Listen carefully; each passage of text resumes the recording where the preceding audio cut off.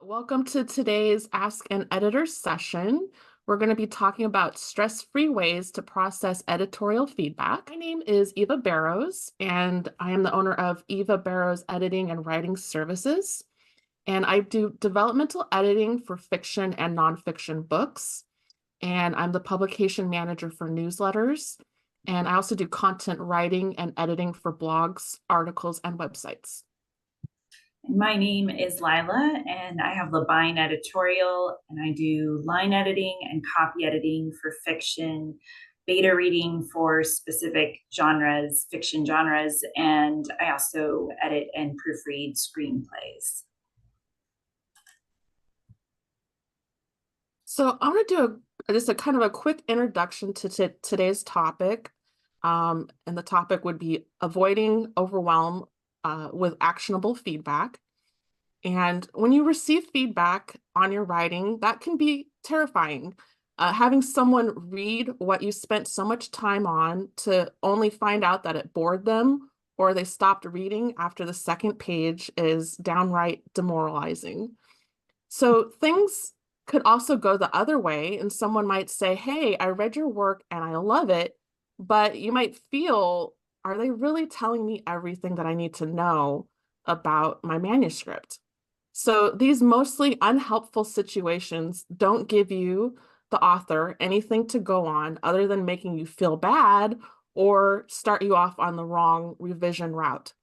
So this type of feedback can happen when a friend or family member reads your work and they don't actually know how to give you feedback that's going to help you move forward. So when you work with a professional editor, an author they'll find out what works and what doesn't in their writing, and they'll receive a detailed guideline on how to start the revision process. So this type of feedback is empowering because there are solutions and possibilities to get where you want to go. So in today's session, we'll look at what helpful feedback looks like and how to receive it so your creative momentum doesn't get crushed and you actually move forward.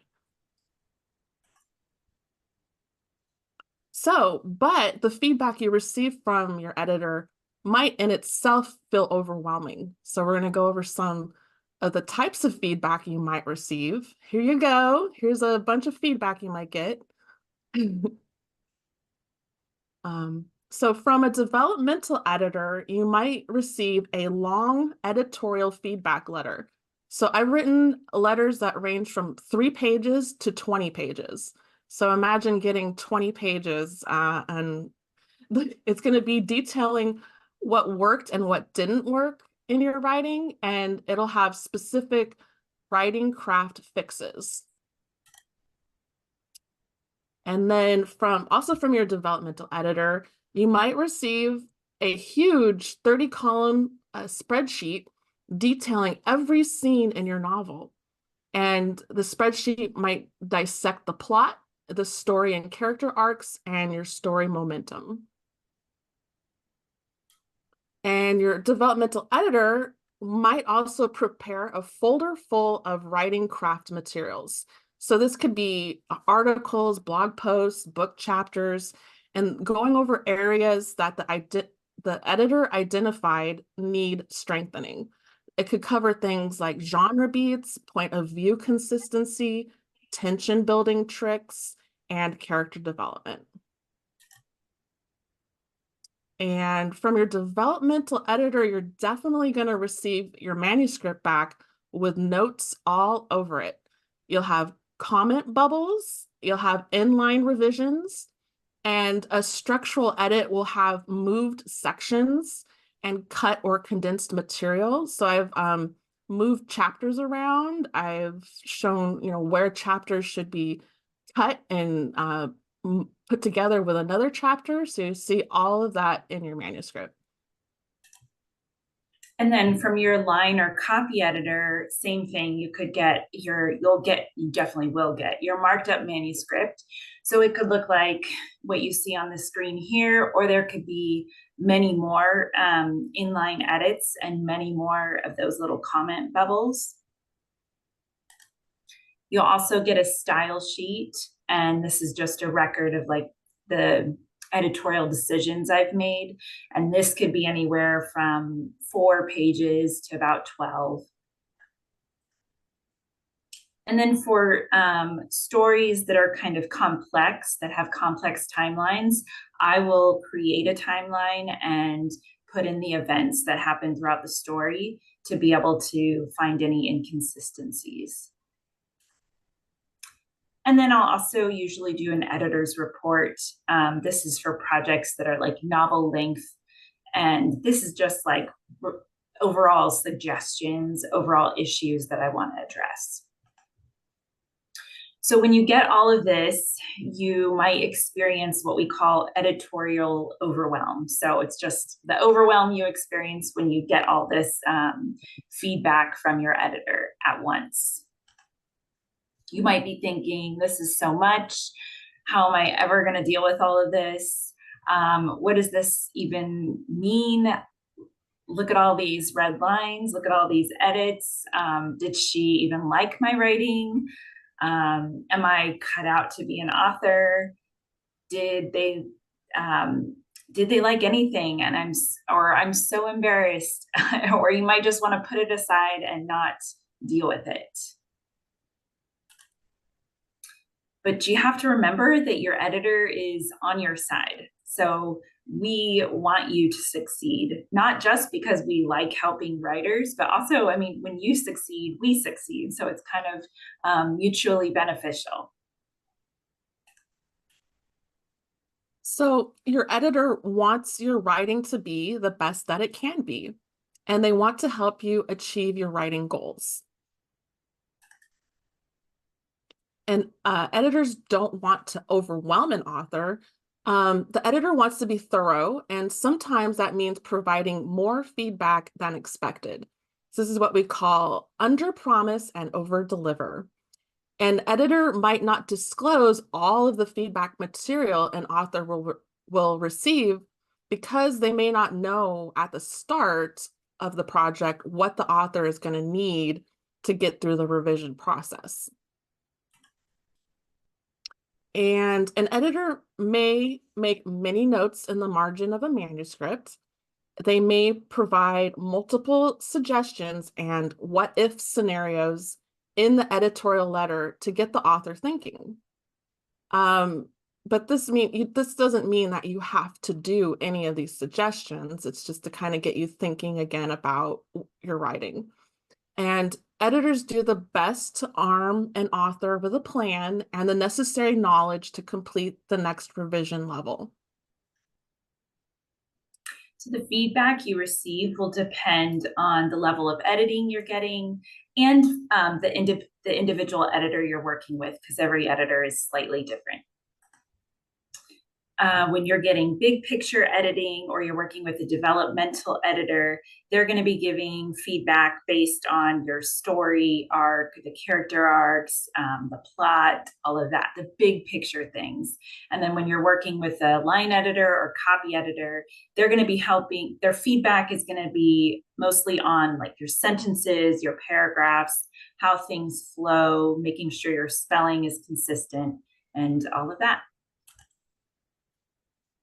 What you don't want is for your editor to just hand it all over without any sort of explanation, and then that's the end of your communication. So when you're looking for an editor, make sure that they have spelled out ahead of time, hopefully in the contract or agreement, how they're going to give you the feedback and how you can communicate afterward, or whether they'll walk you through it. Because most editors, they want their authors to have a positive experience when they after the process. So they might want to walk you through it in a Zoom call or a nice long email that explains everything. And what you can do is let your editor know ahead of time how you like to receive feedback. That way you two can come to some sort of agreement about how that's going to go. So the big picture editing feedback package, this is kind of a lot of what we already talked about. So an editor might prepare assessment tools like that spreadsheet story tracker and maybe a story elements checklist. And they're definitely going to list all of the findings that they have where they identify missing or underdeveloped elements in the manuscript itself. And so they'll write that out in the manuscript and then in the editorial letter, and then they'll discuss the big findings during that author meeting. And then they're definitely going to identify questions. So questions that your reader is going to have, and then story questions, like things that were left unsaid and unwritten. Um, and then a revision roadmap. So the spreadsheet that I've been talking about will reveal the story holes and underdeveloped characters. And then the editor will outline suggested next steps in the editorial letter. And then again, those craft materials like the articles, book chapters, and that's all to help you develop your writing skills. And then my delivery process as a developmental editor is I definitely want to discuss the feedback package with the author. So for shorter manuscripts, I will release the edits before the author meeting. And these projects usually include an editorial letter and the comments and edits made in the manuscript. And for the full-length novel, I might hold back and I might release the edited manuscript and all the other materials at the first author meeting so that to avoid creating overwhelm. So I just want to give it to you and I want to talk to you about it all at the same time. The feedback you receive should be based on story logic, character and story arc development, and scene continuity, as well as how the editor experiences the story at an emotional level. And so this is to say, just to avoid an editor saying, I like this, or I didn't like that. It's like, how is that helpful for you? So an editor wants to kind of just really see what is there and what is not there. And the emotional level is subjective to that editor. And it's kind of a overall reader emotion. So it's kind of like, this is what one person feels when they read your story, but maybe other people might feel that as well. A developmental editing project includes, so I include at least a 1 hour author meeting, but for larger projects, I might include several sessions to allow for coaching time because I want to help the author implement the feedback and allow them to walk through their thoughts on revision with me as someone who now knows their story very well. And then my process is I always do 2 rounds of editing, whether I'm line editing and copy editing or just doing the copy editing, because I like that back and forth. I like my authors to be able to like answer any of my questions, explain something that maybe I misunderstood, and then I go through it again and do a second round of edits. So after the first round, I give my client a redlined version and a clean version. And the redlined version is just, it shows all of my edits. The clean version looks like if all those edits were accepted, that's how the manuscript would read. And that's helpful because sometimes the redlined manuscript can look kind of messy. There's a lot of, inline edits sometimes. And that way you can look at the clean manuscript and just see like, oh, okay, this is what she meant. So then the author does their author review, answering my questions, making any changes they want to make, letting me know which of my edits they don't want to accept, and then they give it back to me. And then after my second round, I send them the updated manuscript, an updated editor's report, the style sheet. So with all of my editorial decisions, which just like how we're going to spell things, how texts are going to be formatted in the manuscript. There's so many different things that you can put in a style sheet, and that's why sometimes they're very long. And then it may be a timeline as well, if, like I said, for complex storylines. I offer a 30-minute Zoom call. A lot of people don't don't want us to do it, but I always recommend it, even with your line or copy editor.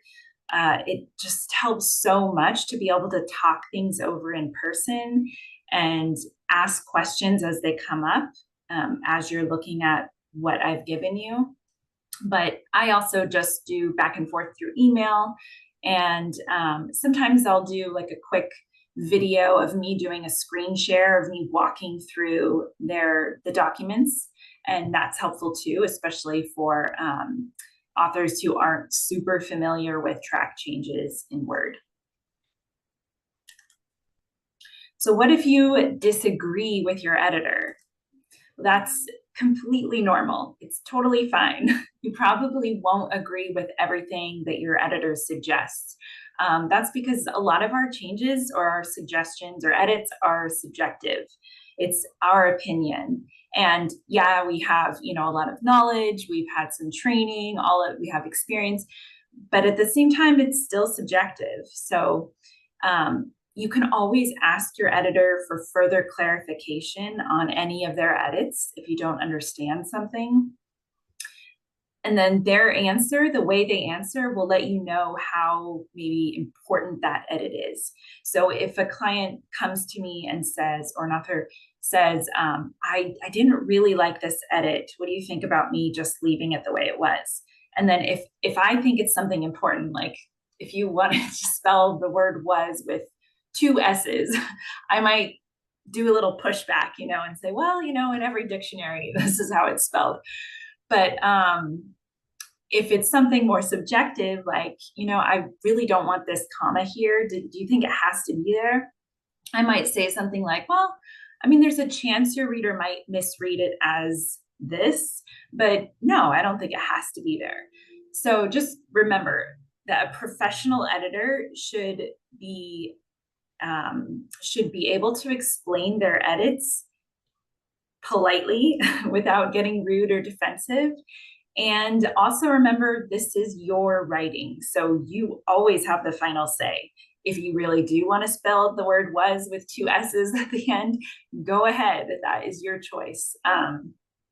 It's your name on the book, so you get to make the decisions. We are just here to give suggestions. And then when you're receiving the feedback, feeling defensive is also normal because you wrote the story and you have a set idea of how you want it to go. And you've spent all that time. And then when someone comes back, your editor comes back and says, this might be misread, or I'm not sure about this, then yeah, it can be kind of hard to hear. What's valuable about editors, though, is that we're able to provide insight into how your readers might experience your writing. Because you've looked at your writing and spent so much time on it, you might not always, you might lose the ability to see how others might experience it as they're reading it.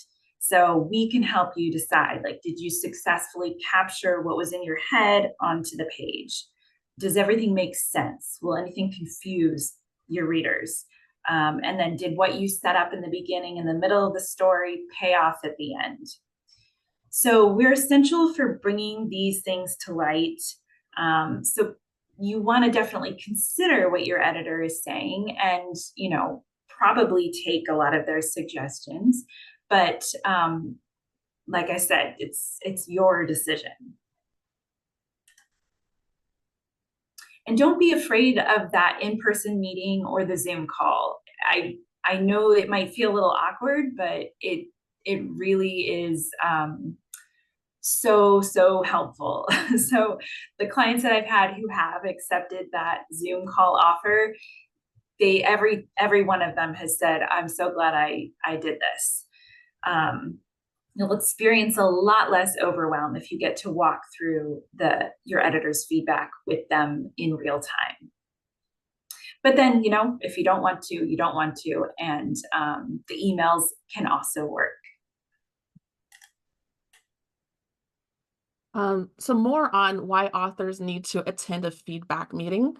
So editors don't want authors to misinterpret what they say in their feedback. And editors don't want authors to give up. Editors don't want authors to implement feedback the wrong way, or just not understand how to implement it. And then editors want authors to fully understand the feedback. And authors, please don't spend your money on editing if you're not going to consider the feedback results.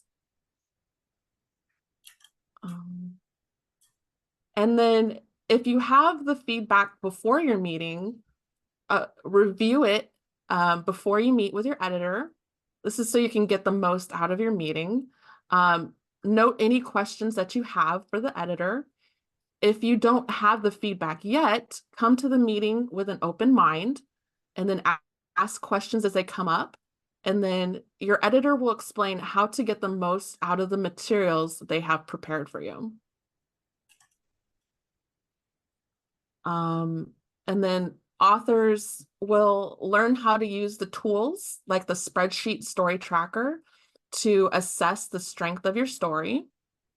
And they'll find out the most pressing concerns the editor has about the current state of their story.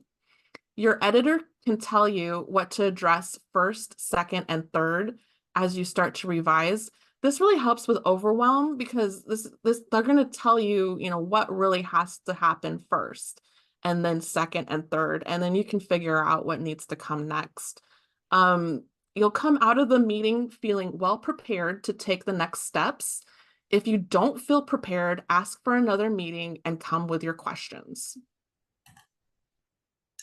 So how can you mitigate overwhelm? Oh, I'm sorry. You want me to start this one? Okay. So first off, if you know what to expect, you'll have the type of feedback and the meeting sessions outlined in your contract. So in your contract, your editor should kind of know, that they're going to do that tracking spreadsheet. They're going to give you an editorial letter. They're going to mark up your manuscript. So that should be outlined in your contract. And then how many meeting sessions are included in the contract.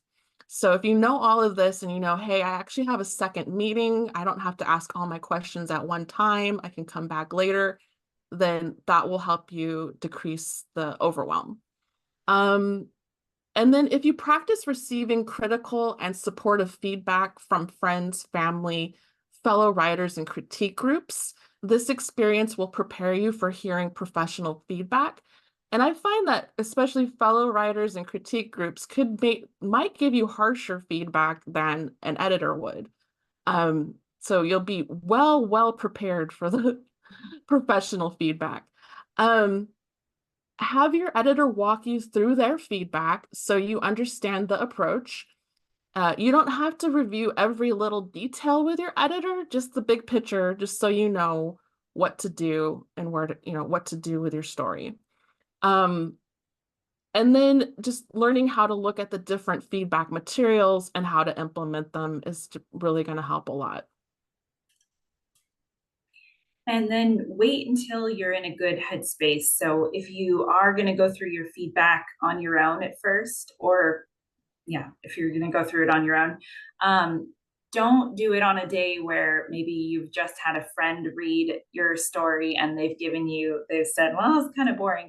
Don't then go open that email from your editor because that's the worst time to do it. So do it when you're feeling confident, but also ready to improve. If you start to feel overwhelmed, just take a break, but make sure you come back to it and you're not just giving up. You can always set aside the manuscript so you can look at all the feedback and then set it aside for a few days or a week or longer if you want, and just let it marinate in your head, because you might come up with certain things or you might change your mind about certain things, and that will really help. You want to create a plan of action. So which revisions do you want to do first?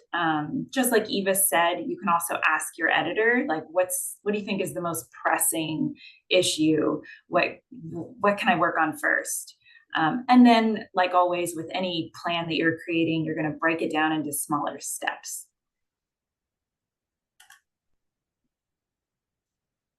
So your editor your editor is a valuable resource. So your editor is now the second most knowledgeable person on your story. They have so basically that means that you can come to them and talk things through with them. Consult them if any story development questions come up. They can partner in your revision, ask about ongoing coaching services to support you through your story revision. So sometimes a developmental editor, since they know your story, they can, maybe meet with you once a week or twice a month and just kind of check on your progress and, help you get through the revision. And then just remember not to stay in a state of overwhelm. Get the help you need to move forward. And that might just mean talking with your editor. We're taking a break in July, but in August, we are going to go further in depth on each of the pieces of editorial feedback you might receive. So, like style sheets, the editorial letter, Eva's big spreadsheet. And that's what we're going to talk about.